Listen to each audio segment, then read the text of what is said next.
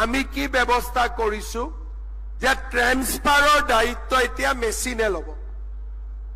লাহে লাহে মন্ত্ৰী এমএলএৰ পাৱাৰে নাথাকিব ট্ৰেন্সফাৰ কৰা।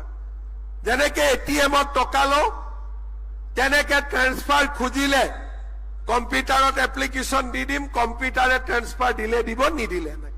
জাগা থাকিলে ট্ৰেন্সফাৰ দিব, জাগা নাথাকিলে নমস্কাৰ এটা ওলাই আহিব যে তাৰমানে আৰু ইয়াত সুবিধা নাই।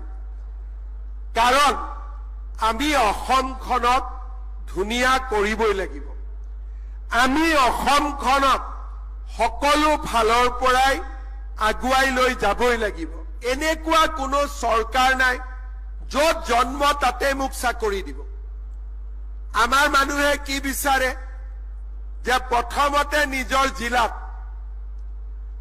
জিলাত চাকৰি হোৱাৰ পিছত নিজৰ ব্লকত আৰু পাৰিলে নিজৰ গাঁওখনত, আৰু লাষ্টত গৈ গৈ ঘৰতে হলে আকৌ ভাল, মাজে মাজে অলপ অফিচত গৈ থাকিব পাৰো,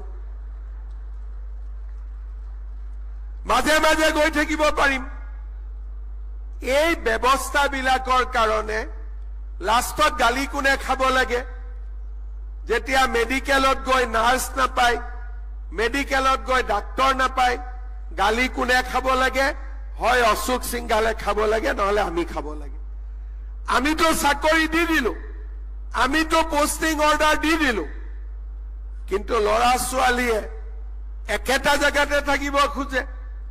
চাকৰি পালো ধুবুৰী মেডিকেল কলেজ, ইণ্টাৰভিউ দিলো ধুবুৰীত, কিন্তু সদায় লাগি থাকিম কেনেকে ডিব্ৰুগড়ত গৈ পাম।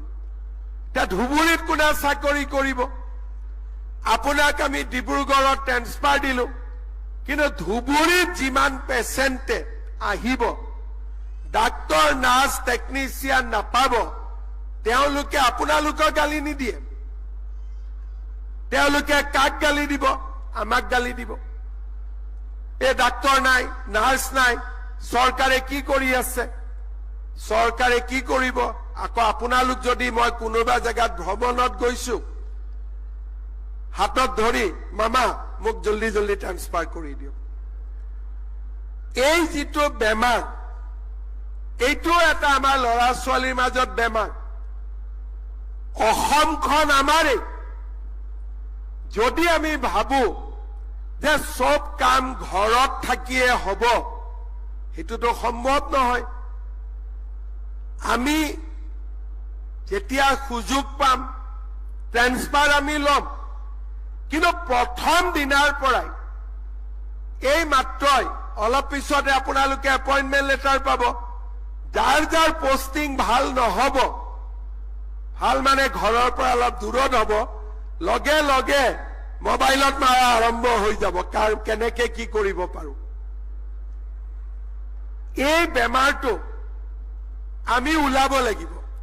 সেইকাৰণে এতিয়া আমি কি কৰিছো যে গভৰ্ণমেণ্টৰ ট্ৰান্সফাৰ এটা আমি পৰ্টেলৰ জৰিয়তে কৰিছো যে আপুনি ক'ত আহিব, আপুনি ক'ত যাব, দুজনৰ মাজত ট্ৰান্সফাৰ কৰি লওক, আমাৰ কোনো আপত্তি নাই। কিন্তু চৰকাৰক তাৰ মাজত নাটানিব। কোনোবা ডিব্ৰুগড়ত আছে, কোনোবা ধুবুৰীত আছে, নিজৰ ভিতৰত ট্ৰান্সফাৰ কৰি লওক। তাত আৰু চৰকাৰৰ কাম কোনো নাথাকিব। কিন্তু চৰকাৰক ডিব্ৰুগড়তো নাৰ্ছ লাগিব, ধুবুৰীতো নাৰ্ছ লাগিব। চৰকাৰক ডিব্ৰুগড়তো ডক্তৰ লাগিব, আমাক ধুবুৰীতো ডাক্তৰ লাগিব। তাৰ মানে যদি সুবিধা আছে